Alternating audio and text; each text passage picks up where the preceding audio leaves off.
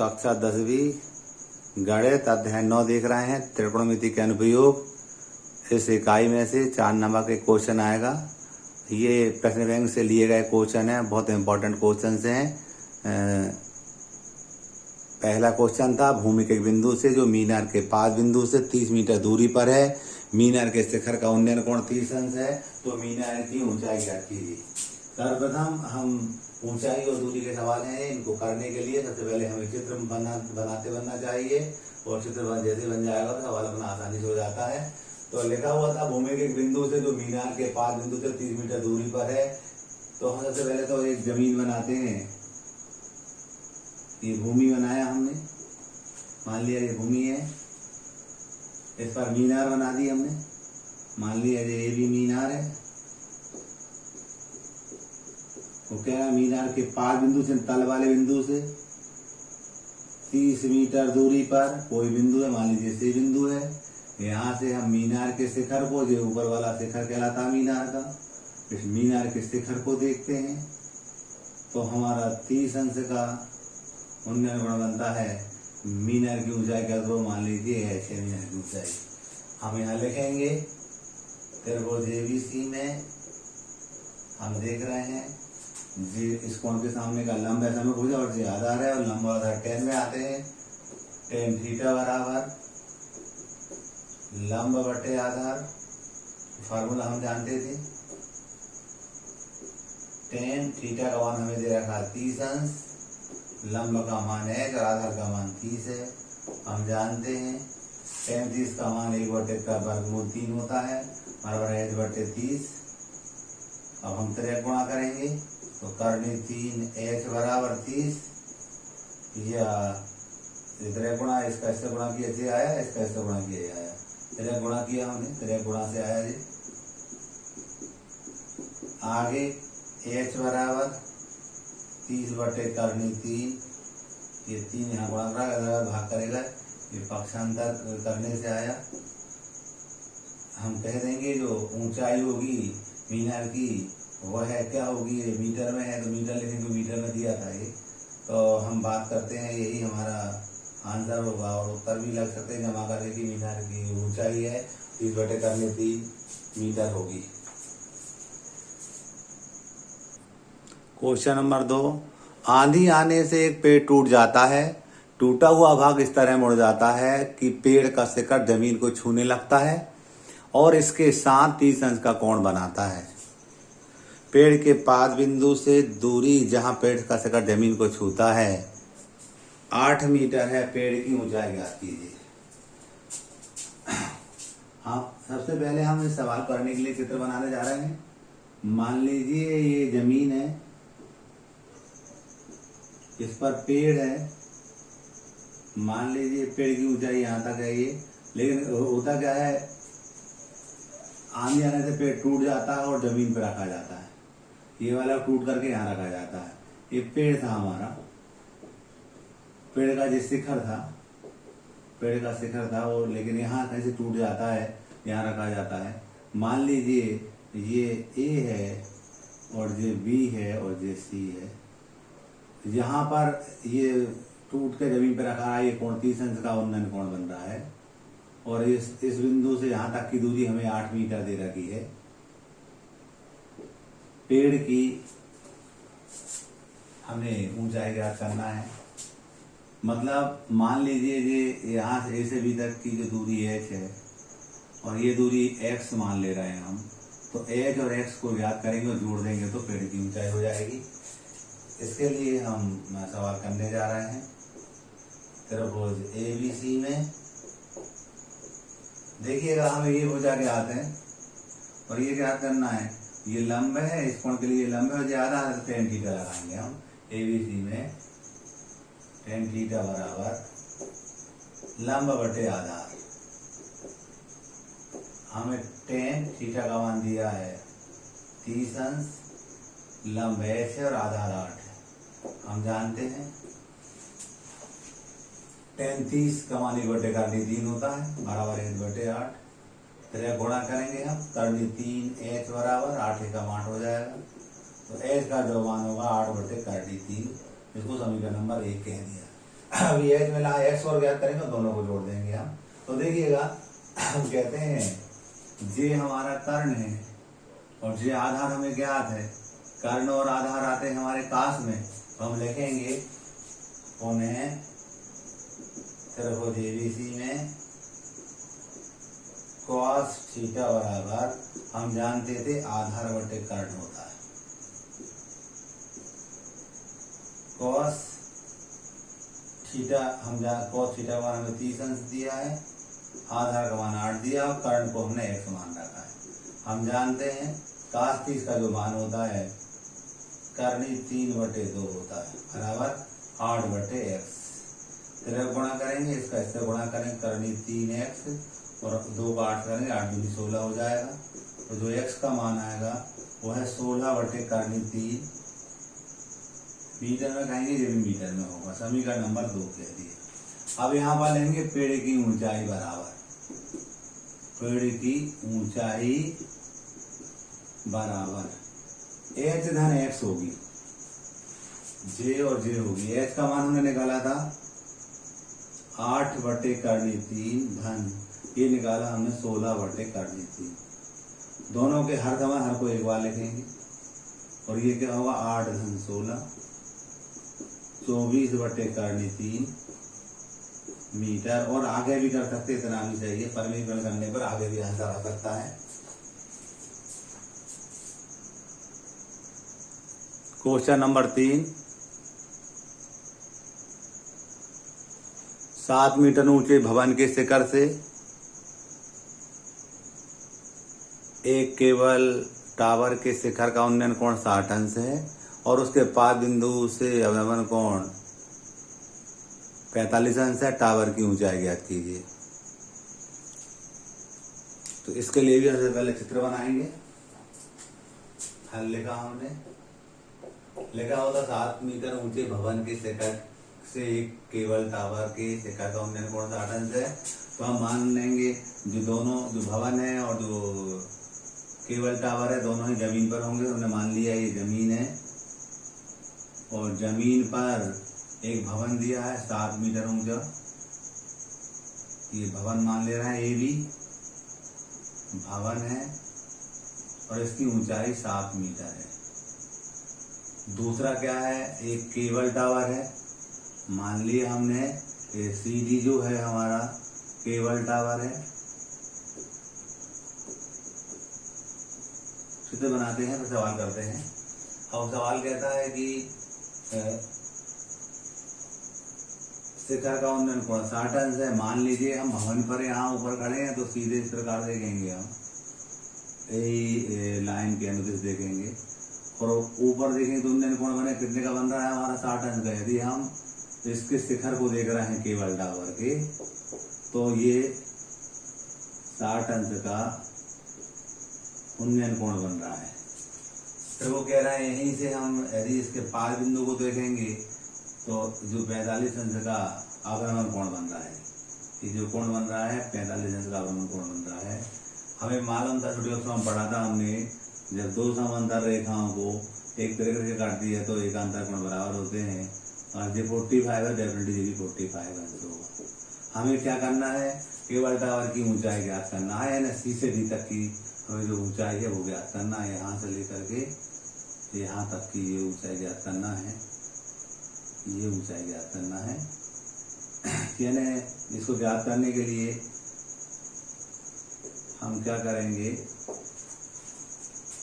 दो त्रिभुज बनते दिख रहे हैं हमें, ए बी डी बन रहा है और एक बन रहा है हमारे पास ए सी। हम क्या करेंगे, डी सी से डी तक की दूरी ज्ञात करना है। तो इसको ज्ञात करने के लिए सबसे पहले हम इसको ज्ञात करेंगे आधार को। मान लो जो एक्स है अपना, डेफिनेटली जे भी एक्स ही होगा। जब जे मिल जाएगा हमें तो जे इसके माध्यम से जे बराबर है तो ये हो जाएगा। अब क्या करेंगे, हम इसको इस त्रिभुज को लेंगे इस वाले को, तो ये बात मिल जाएगी क्योंकि जे इतना ए बी 7 है तो डेफिनेटली डी भी 7 ही होगा हमारा। तो हम सर्वप्रथम त्रिभुज ए बी डी लेंगे, उससे एक्स निकालेंगे, ये बी डी और ए बराबर है, जे भी वही हो जाएगा। तो इस त्रिभुज को लेंगे, सी वाली को निकाल लेंगे, इसको सी को बाय मान ले रहे हैं, फिर हम बाय को साथ में जोड़ देंगे तो हमें केबल टावर की ऊंचाई मिल जाएगी। तो हम लिख रहे हैं त्रिभुज ए बी डी में टेन थीटा बराबर, हम जानते हैं लंब बटे आधार होता है। टेन थीटा का मान हमें दिया है 45 अंश, लंब का मान 7, आधार x। हम जानते हैं टेन बदले से मान 1/1 या 1 होता है 7/x। फिर गुणा करेंगे x बराबर 7 आ गया। इसको समीकरण नंबर हमने पहला कह दिया। अब क्या करेंगे, हम त्रिभुज लेंगे ACE में टेन थीटा लेंगे। टेन थीटा बराबर लंब बटे आधार। टेन थीटा का मान दिया 60 अंश बराबर लंब हमारे पास बाय है और आधार x है। 60 का मान करनी 3/1 कर सकते हैं, बाय और x का मान हमने 7 निकाला था अभी। तेरह गुणा करेंगे हम तो बाय बराबर 7 करनी 3, समीकरण नंबर 2 आया। अब हम क्या करेंगे, हमें केवल टावर की ऊंचाई निकालना है, तो केवल टावर की ऊंचाई बराबर डेफिनेट में समझ में आ रही है, बाय धन 7 होगी। यहाँ तक की दूरी में 7 जोड़ देंगे यहाँ, तो बाय कितनी है हमारे पास 7 करनी 3 धन 7। यहाँ से हम 7 का मान लेंगे तो करनी 3 धन 1, 7 इंटू करनी 3 धन 1 मीटर, यही हमारा आंसर होगा।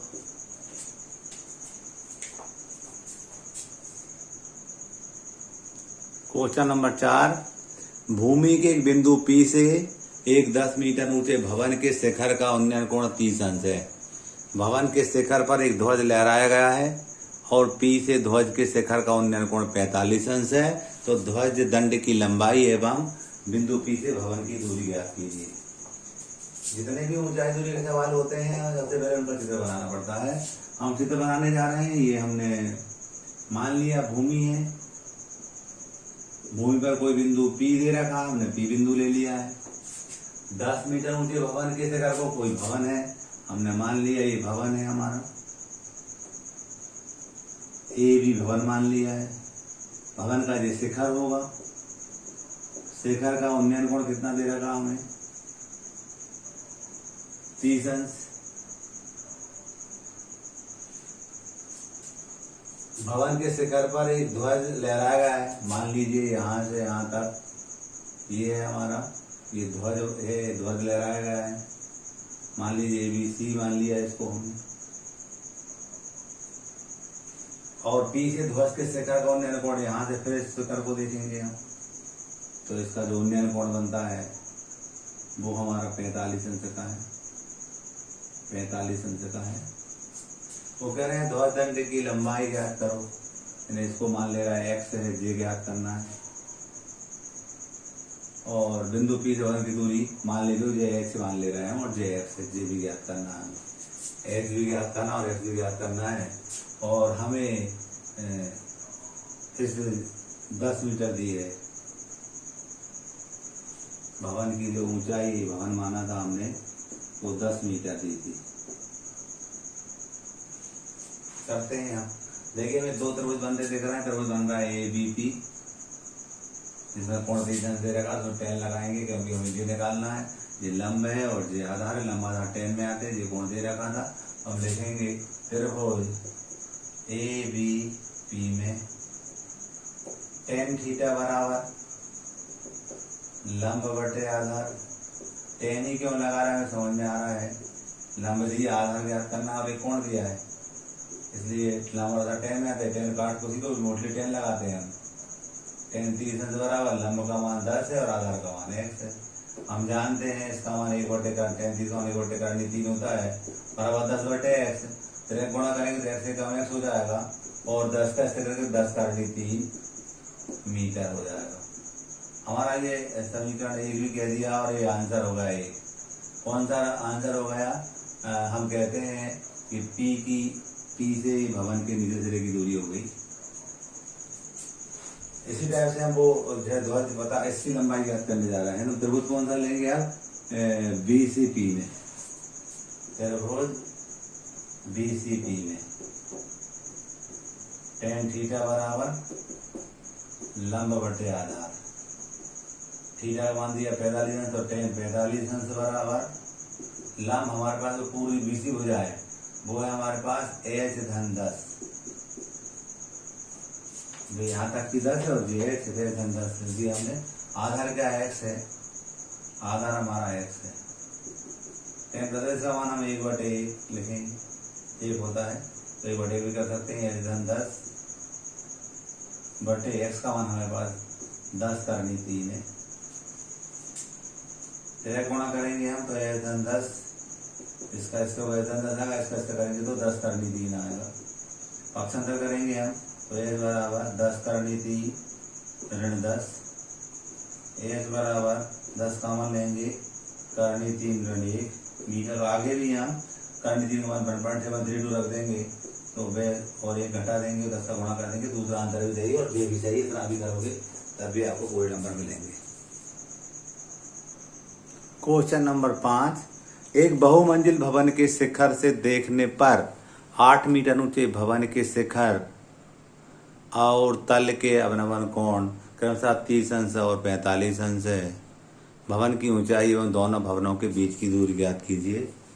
हम मान रहे हैं, सबसे पहले हम ये मानेंगे कि जो भवन है दोनों ही भूमि पर होंगे। हमने ये भूमि बना दी। यहाँ पर हम मान ले रहे हैं ये बहुमंजिला भवन बना है, इसको लिख दिया हमने बहुमंजिल भवन।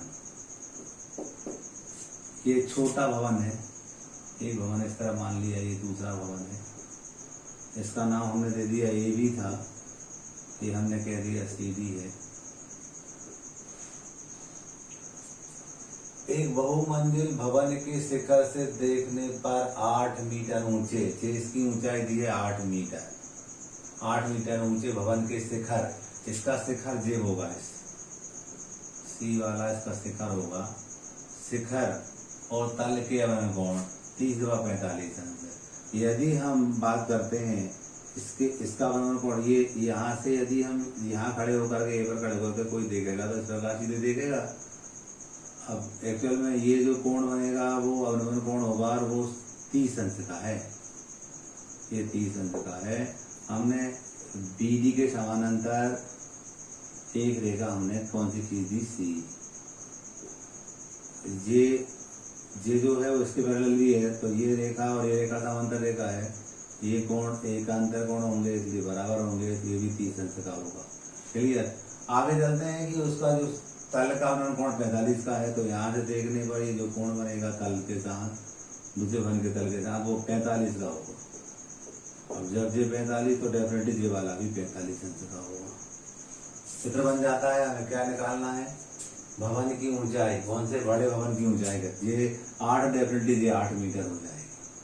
हमें जो ऊंचाई ज्ञात करना, हम क्या करें, यही ज्ञात करके 8 जोड़ देंगे, उत्तर आ जाएगा हमारा। इसको नीचे वाले को x माना, डेफिनेटली ये भी x होगी, B से D तक की x है तो C से E तक की भी x होगी। इसको हम मान ले रहे हैं बाय।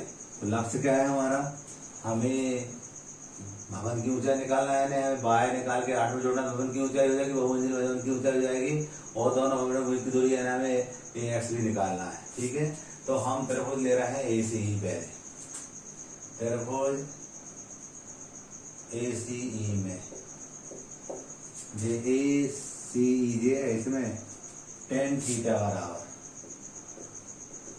लंब बटे आधार, tan थीटा का मान दिया हमें 30 अंश, लंब y है और आधार 30, आधार हम कहते हैं x।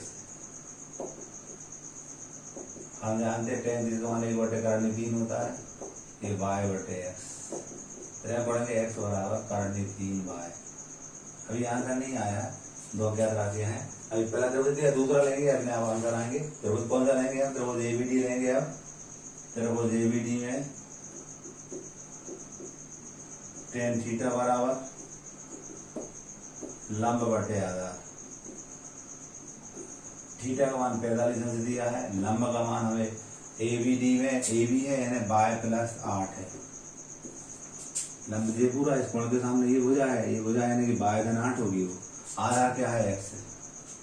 हम जानते हैं tan 45 का मान 1/1 होता है, y धन 8 बराबर x का मान हमारे पास करनी 3 बाय, चलिए गुणा करेंगे हम इसका इससे, करनी 3 बाय बराबर बाय धन 8। प्रश्न करेंगे हम, करनी 3 बाय ऋण बाय बराबर 8, बाय एक कर लिए थे हमने, तो बाय कॉमन लेंगे तो करनी 3 ऋण 1 बराबर 8, बाय बराबर 8 बटे करनी 3 ऋण 1। ये बाय का मान मिला है। हम बात करते हैं जो बहुमंजिल भवन है उसकी ऊंचाई की, बहुमंजिल भवन की ऊंचाई ये क्या होगी हमारी, बाय प्लस 8 होगी, और बाय का मान हमने निकाला था 8 बटे करनी 3 ऋण 1 धन 8, ठीक है। मीटर आगे भी कर सकते, इतना भी चाहिए, एक आंसर होगा हमारा। इसको आगे परिमीकरण लघुत्तम द्वारा कर सकते, इतना भी चाहिए, इतने भी नंबर आपको पूरे मिलेंगे। इसके बाद हम करते हैं दूसरा था दोनों भवनों के बीच की दूरी। तो हम समीकरण 1 में बाय का मान रखने पर, समीकरण 1 क्या था हमारा, x बराबर करनी 3 बाय था, तो x बराबर करनी 3 और बाय का मान हमारे पास 8 बटे करनी 3 ऋण 1। इसको रीसेट करेंगे, x बराबर 8 करनी 3 बटे करनी 3 ऋण 1 मीटर। ये दूसरा आंसर हम कहते हैं कौन से, दोनों भवनों के बीच की दूरी होगी, दोनों भवनों के बीच की दूरी बराबर 8 करनी 3 बटे करनी 3 ऋण 1 मीटर। एक आंसर हमारा ये हो गया। इस प्रकार से ऊंचाई दूरी के सारे सवालों को हमने कर लिए हैं।